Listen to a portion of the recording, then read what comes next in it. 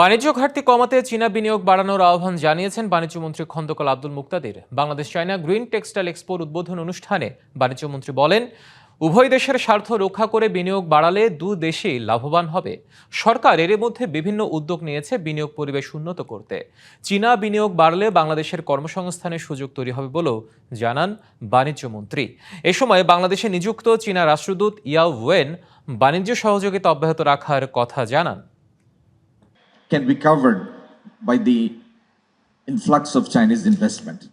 আমি আপনাদের কাছে চীনা বিনিয়োগ আকর্ষণে সহযোগিতা চাই। আমরা চাই চীনের সরকার তার বিনিয়োগকারীদের বাংলাদেশে কার্যকর বিনিয়োগে উৎসাহিত করুক। এদেশে বিনিয়োগ করে উভয় দেশই লাভবান হওয়ার পাশাপাশি বেশি বেশি কর্মসংস্থান সৃষ্টি হোক, এমন বিনিয়োগ আমাদের প্রত্যাশা। In terms of generating employment for all.